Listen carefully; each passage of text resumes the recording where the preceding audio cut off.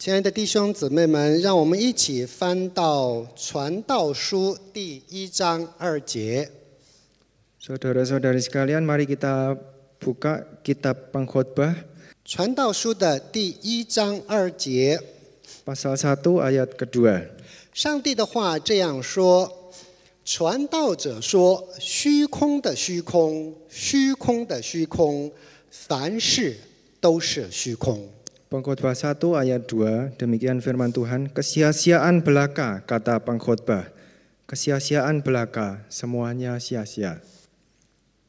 弟兄姊妹们，通过上面的经文，我们今天一起来学习一个主题：虚空的虚空。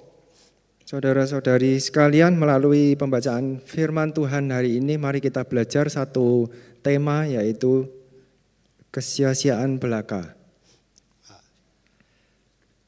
首先，我们来看一看这个世上的人对虚空有怎样的理解啊？ Pertama kita akan lihat pemahaman orang dunia mengenai kesia-siaan ini seperti apa. 那世上的人对虚空的认识是迥然不同的，分3个不同的层面。 Pemahaman orang dunia terhadap kesia-siaan itu berbeda ya, dibagi menjadi 3 macam. 那第一个方面，他们觉得人生没有意义。 Yang pertama, mereka merasa bahwa hidup ini tidak ada artinya. 他们觉得自然的循环空无，以及对短暂的接受。 Mereka merasa siklus alam itu adalah suatu yang hampa, tidak ada artinya. Dan mereka juga penerimaan mereka akan kefanaan. 那世人认为虚空代表人生的短暂。 Kesia-siaan itu menyatakan kefanaan hidup manusia. 不可控制，没有意义。 Tidak terkendali dan juga tidak ada artinya. 那有的存在主义的哲学家呢，他们是这样认为的。 Ada juga filsuf eksistensialisme menganggap seperti ini. 他们觉得生命本身没有先天的意义。 Mereka berpikir bahwa hidup ini sendiri pada mulanya tidak ada artinya. 那人必须在荒谬的世界当中自己去创造意义。 Tetapi manusia harus mencari arti sendiri dari tengah-tengah ketiadaan arti tersebut.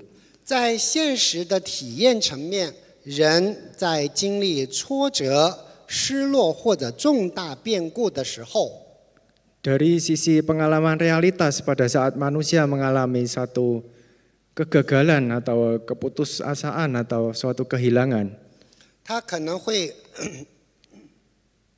对不起，他可能会感到虚空。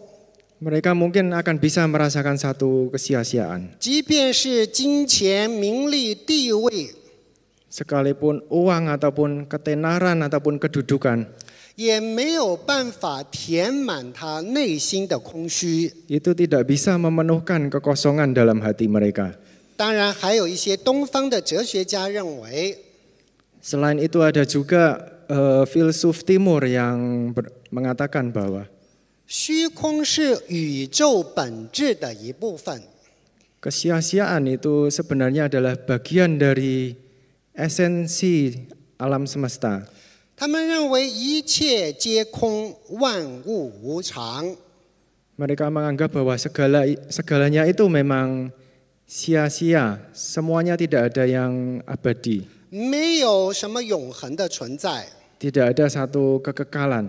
所以，因此，虚空是生命的本质。 Oleh sebab itu, kesia-siaan itu memang esensi dari hidup. 所以，他们觉得虚空是宇宙主义的道的这个显现。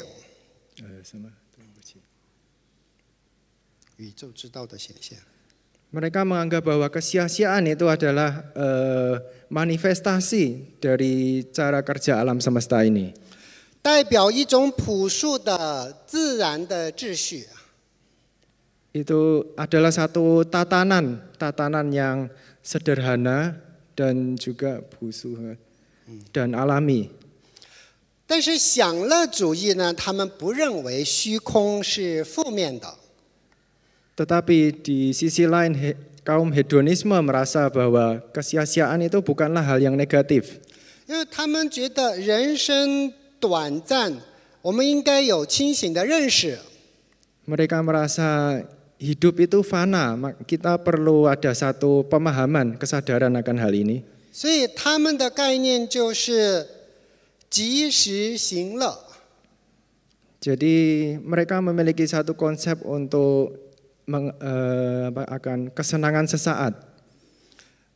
用中文的话就是说，今朝有酒今朝醉。今朝有酒。Kalau hari ini ada minuman keras, maboklah hari ini. 今朝有酒今朝醉。这个是享乐主义的这个想法。 Ini adalah cara berpikir dari kaum hedonis. 那我们来看这个传道书第1章的第2节。 Mari kita lihat Pengkhotbah pasal 2 ayat 1. 传道者说：“虚空的虚空，虚空的虚空，凡事都是虚空。” Kesia-siaan belaka, kata pengkhotbah. Kesia-siaan belaka, semuanya sia-sia. 那这个在原文的希伯来文当中，总共只有8个生词。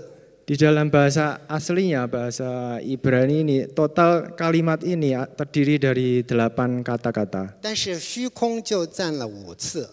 Tetapi kata sia-sia itu sendiri muncul 5 kali. 所以虚空这个词，它的含义一定是这一句经文的重中之重。 Oleh sebab itu, sia-sia di dalam ayat ini pasti merupakan titik beratnya atau fokusnya. 那传道者的这一节经文也是圣经众多的金句当中的一种。 Dan ayat ini juga merupakan salah satu kalimat yang paling dikenal di dalam Perjanjian Lama 那 Alkitab. 当然，它虽然是传道者的主要信息，当然不是唯一的信息。 Dan kesia-siaan ini memang salah satu pesan dari sang pengkhotbah, tapi bukan satu-satunya pesan. 那这个经文它出现了5个虚空，因此它应该是有负面的成分在当中。negatif. Di sini ada muncul 5 kali kata sia-sia dan kata ini mengandung arti negatif. 那虚空的话，它应该在这里的话就是转瞬成空，没有实质。 Kata sia-sia di sini artinya hilang dalam sekejap mata, tidak punya kualitas yang nyata. 是琢磨不定。 Dan sesuatu yang tidak bisa dipegang. 而虚空的虚空这个词组呢，它是属于最高级superlative。 Dan kata ini termasuk superlatif. 英文我们有学过比较级、最高级。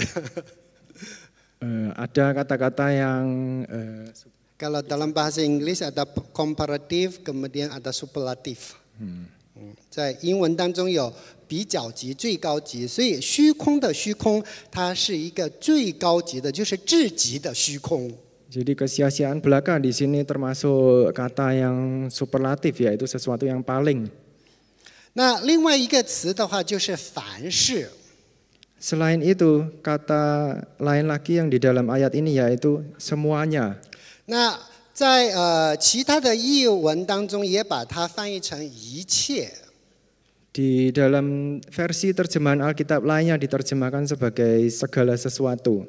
那无论是凡事还是一切，在这里它只是限于人世间所发生的一切。 Tapi tidak peduli dalam terjemahan semuanya ataupun segala sesuatu, itu semua yang dimaksud adalah segala hal yang terjadi atau dialami oleh hidup manusia, dalam hidup manusia. 是在这个人世间的，它不包括全宇宙，也不包括上帝在内。 Tetapi tidak termasuk seluruh alam semesta dan juga tidak termasuk Allah sendiri. 这个的话，从第3节的话，我们可以看到，第3节它是这样说的。Dan hal ini bisa dilihat dari ayat 3, sebab ayat 3 mengatakan demikian. 因为第3节出现了凡是这个字，他把这一切都归献于人一切的劳碌，就是在日光之下的劳作。 Di dalam ayat 3 sebab ada disebut segala, kata segala ini menunjuk pada segala jerih payah yang dilakukan manusia di bawah matahari. 所以在这里的话，传道者他要告诉大家，就是虚空是在人世间所发生的一切。 Jadi di sini yang dimaksud pengkhotbah kata sia-sia itu menunjuk pada segala hal yang dialami dalam hidup manusia. 凡事都是虚空的这句话，除了在引言的第1章2节和结论的12章8节之外，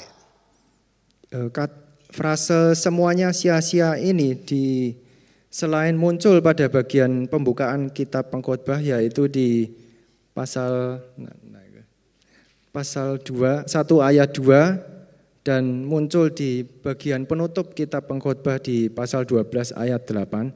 在传道书的这个主体经文当中，它实际上就出现了3次。 Selain muncul di 2 tempat itu, tetapi di dalam seluruh isi kitab pengkhotbah sendiri hanya muncul 3 kali. 所以分别是在传道书的2章11节、17节和第3章的19节。 Yaitu di pasal 2 ayat 11, pasal 2 ayat 17, dan pasal 3 ayat 19. 所以虚空在传道书的主体部分的经文，就是从这个1章的12节到12章的7节。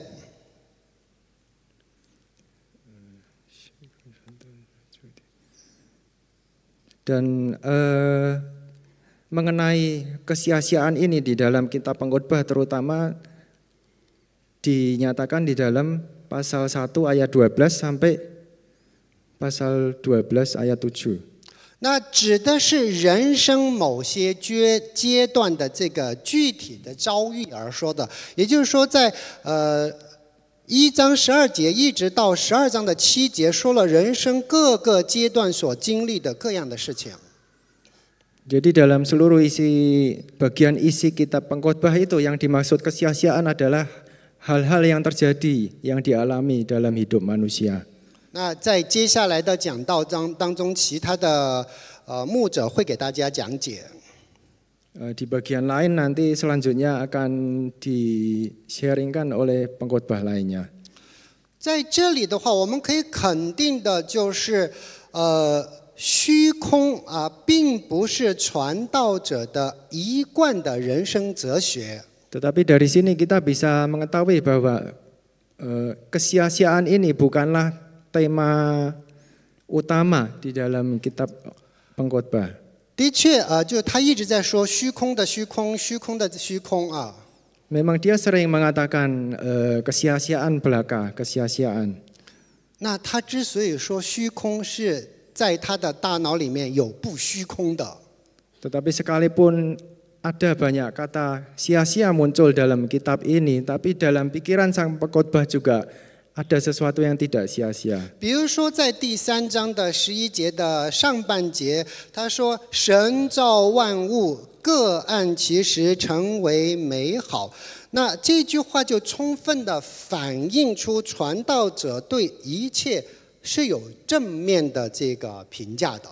Misalnya di pasal 3 ayat 11a, pengkhotbah mengatakan Allah membuat segala sesuatu indah pada waktunya. Ini menunjukkan bahwa pengkhotbah juga memiliki pandangan positif terhadap segala sesuatu. 所以综上所述的话，就是虽然他在说虚空的虚空，虚空的虚空，但是除了虚空之外有不空啊。 Jadi dengan kata lain sekalipun pengkhotbah banyak bicara kesia-siaan belaka, tetapi di samping kesia-siaan itu ada juga ketidaksia-siaan. 那我们单独来看一下“虚空”这一个词它的不同的解释。 Mari kita lihat beberapa penjelasan arti akan kata sia-sia ini. 它原本的意思的话为烟雾或者气息。 Arti semulanya sia-sia ini dalam bahasa aslinya yaitu kabut atau uap ya. Atau nafas. 那第二个方面呢，就是没有实质，是短暂的。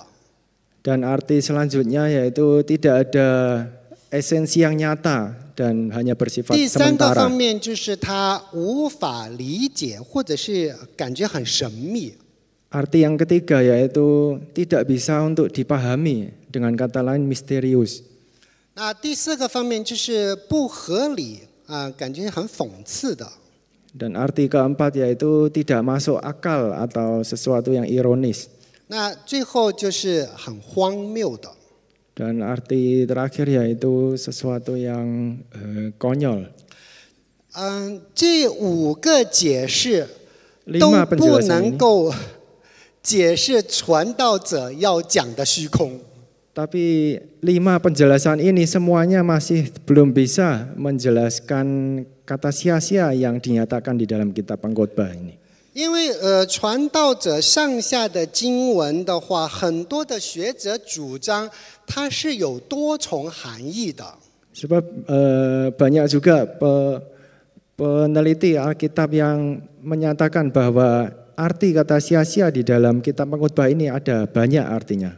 但是如果给了虚空一词多重的含义，又失去了传道者让它作为主线的这个意义。 Tetapi kalau kita mendefinisikan arti sia-sia di dalam kitab Pengkhotbah ini dengan banyak arti, maka nanti tema keseluruhan dari kitab Pengkhotbah ini menjadi kabur.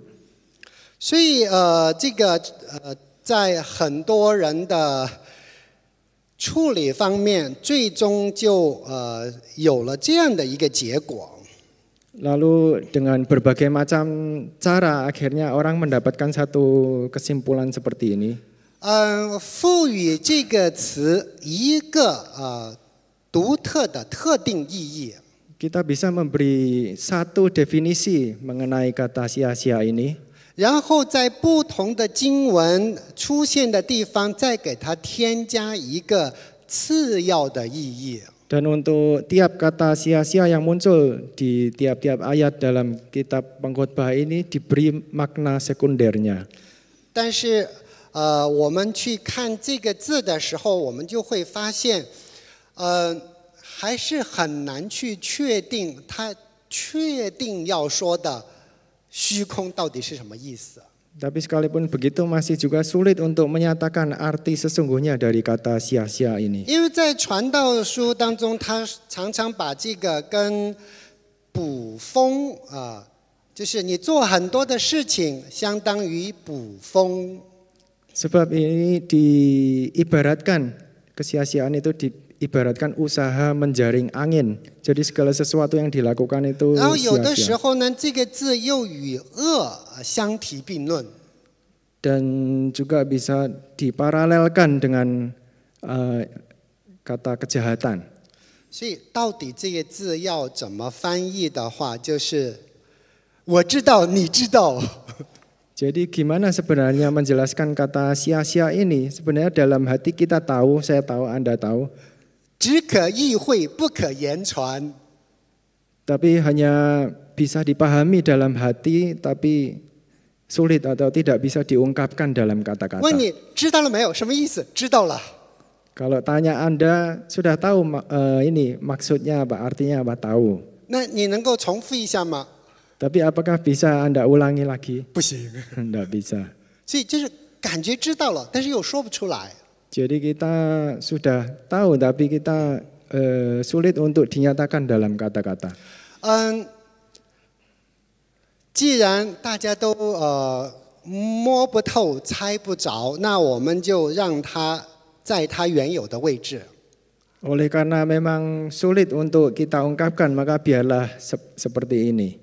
所以我们来看一看，应该怎么样应用在我们的生活当中。 Tetapi kita akan melihat bagaimana kesia-siaan ini diaplikasikan dalam hidup kita. 首先，我们要知道，就是人生短暂有限。 Pertama kita tahu bahwa hidup manusia itu fana atau sementara dan terbatas. 当我们认识到人生短暂与虚幻，充满劳苦，不可预测。 Pada saat kita mengetahui kefanaan hidup manusia dan hidup yang penuh dengan jerih lelah dan tidak bisa diprediksi, 可以帮助我们珍惜时间， itu bisa membantu kita untuk menghargai waktu 专注于真正要做的事情， dan fokus pada hal-hal yang benar-benar penting untuk dilakukan. 要靠着圣灵的帮助与神建立美好的关系。 Dan membangun hubungan yang baik dengan Allah dengan pertolongan Roh Kudus. 爱我们的家人， Dan juga untuk mengasihi keluarga kita. 去爱上帝放在我们身边的每一个人。 Dan juga mengasihi setiap orang yang Tuhan sudah tempatkan di sekeliling kita. 那第二个方面的话，它是超越物质的一种追求。 Poin kedua adalah melampaui pengejaran akan materi. 物质和享乐无法带来持久的满足。 Materi maupun pengejaran akan kesenangan itu tidak bisa memberikan kepuasan. 真正的满足来自于与神的关系。 Tetapi kepuasan yang sejati itu hanya bisa ditemukan di dalam hubungan dengan Tuhan. 上帝已经给予我们超过我们所求所想的。 Tuhan sudah memberikan kepada kita yang melampaui apa yang bisa kita pikirkan. 所以我们应该以知足和感恩来过每一天的生活。 Oleh sebab itu kita harus melewati hari-hari kita ini dengan hati yang bersyukur dan merasa cukup. 洛杉矶的火灾让很多人心痛。 Kebakaran di Los Angeles itu menyebabkan banyak orang bersedih.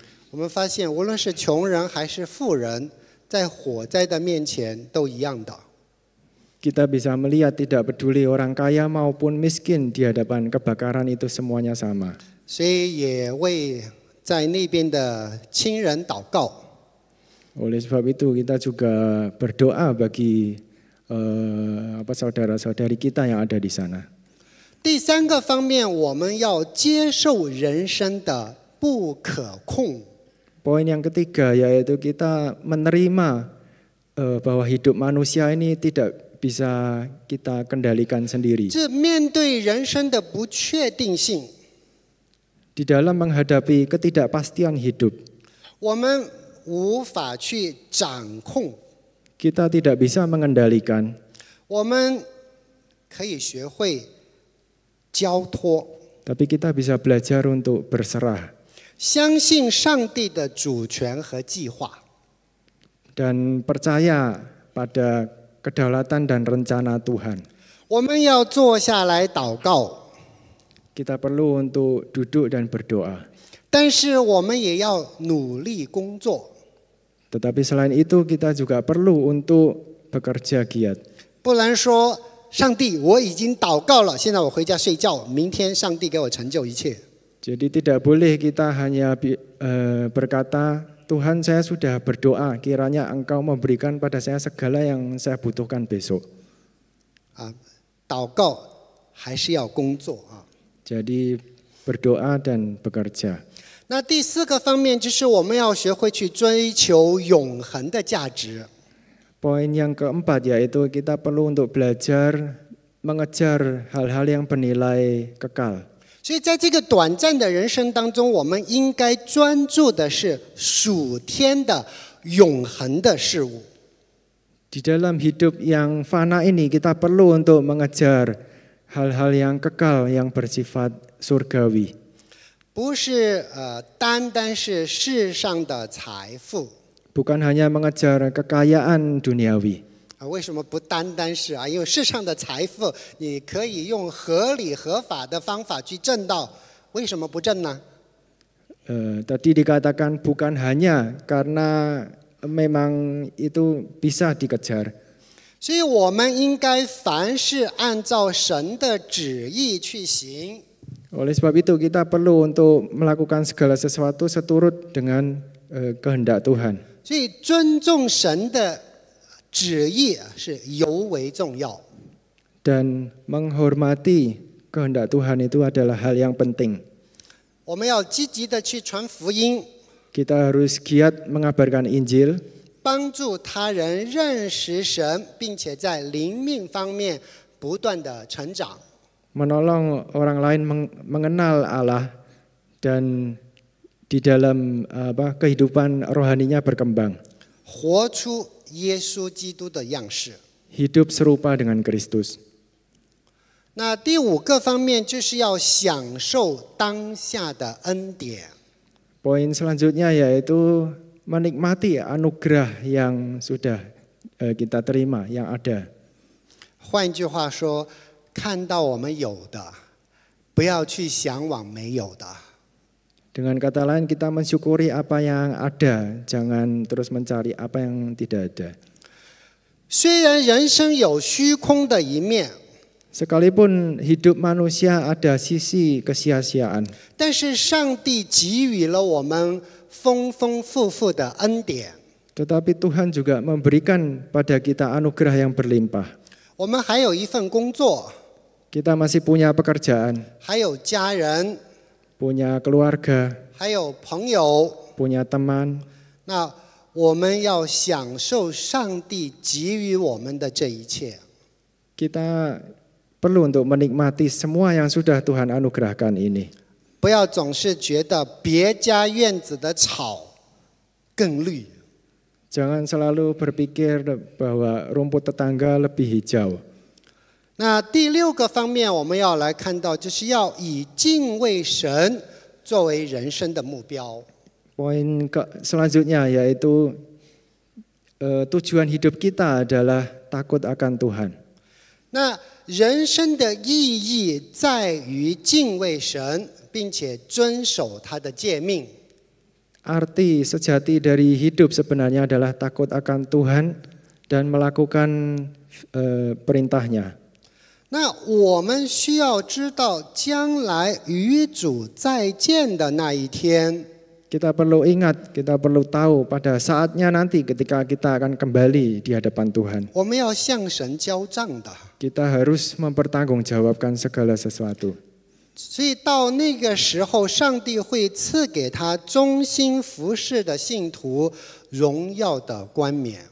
Pada saatnya nanti dia akan memberikan mahkota kemuliaan bagi orang-orang yang setia percaya kepadanya. 所以上帝给你1两银子，你就做1两银子的事儿。 Kalau Tuhan mempercayakan kepada kita suatu harta, maka kita harus mengelolanya dengan baik.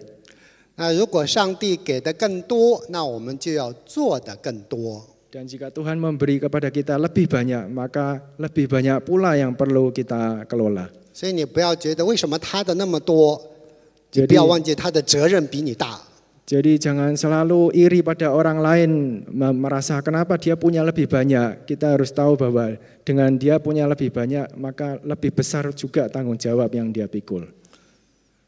所以通过上面我们对虚空的了解，以及在虚空当中的应用，那我们来看一下下面的几个方面。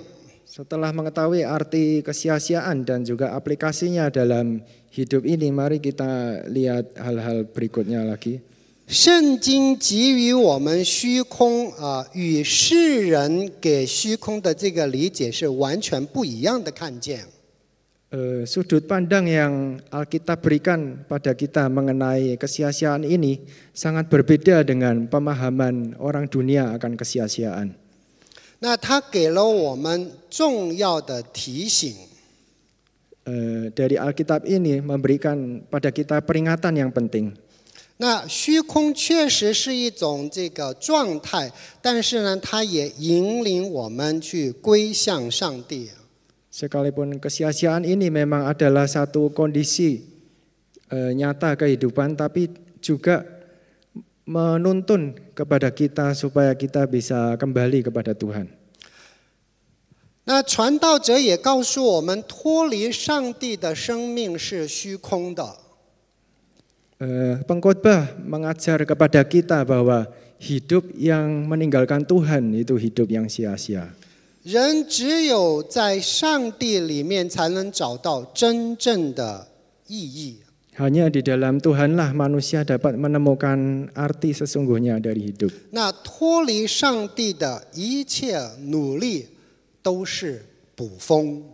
Tetapi kalau kita meninggalkan Tuhan, maka segala usaha itu adalah seperti usaha menjaring angin.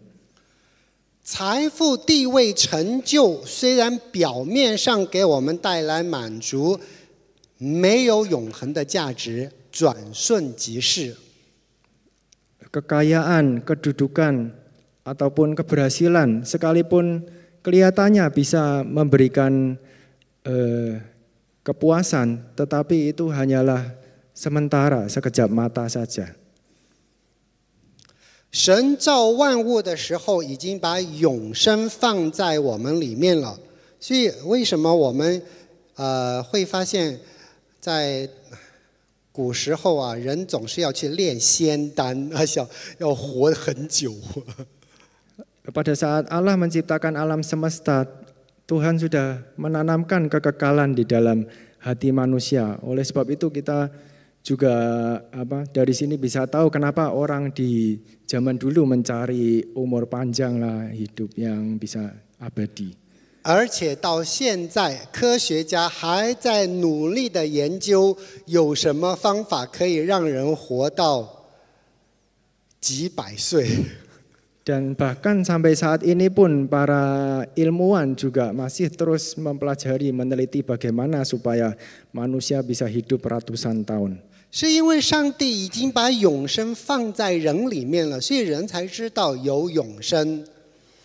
Jadi Allah sebenarnya sudah menanamkan kekekalan dalam hati manusia. Oleh sebab itu manusia bisa menyadarinya. 因为懂得在世的虚空，才懂得在神那里是有永恒。 Oleh karena dengan mengetahui kesia-siaan di dunia ini, kita bisa memahami kekekalan di dalam Allah. 也只有上帝能够填满我们内心的空虚。 Dan hanya Tuhanlah yang bisa memenuhkan kekosongan di dalam hati manusia. 接受了耶稣基督作为我们的救主，我们就拥有了更加丰盛的生命。 Setelah menerima Tuhan Yesus Kristus sebagai juru selamat pribadi kita, maka umat beriman memiliki kehidupan yang lebih berlimpah. 所以人生从此有了意义。 Dan hidup manusia pun sejak saat itu memiliki arti. 所以我们能用正确的态度去看待在世的虚空。 Sehingga kita juga bisa melihat dari sudut pandang yang benar akan kesia-siaan di dunia ini. 所以作为基督的跟随者， Sebagai pengikut Kristus, 我们必须懂得虚空让我们专注于属天的事物。 dengan kita memahami, mengerti akan kesia-siaan ini, maka kita juga supaya kita memandang yang kekekalan dari Allah. 那不是地上短暂的追求， bukan pengejaran akan hal-hal sementara di dunia ini. 就如哥林多后书4章18节告诉我们的一样。 Sebagaimana 2 Korintus 4 ayat 18 mengatakan, 原来我们不是顾念所见的，乃是顾念所不见的，因为所见的是暂时的，所不见的是永远的。 sebab kami tidak memperhatikan yang kelihatan, melainkan yang tidak kelihatan. Karena yang kelihatan adalah sementara, sedangkan yang tidak kelihatan adalah kekal.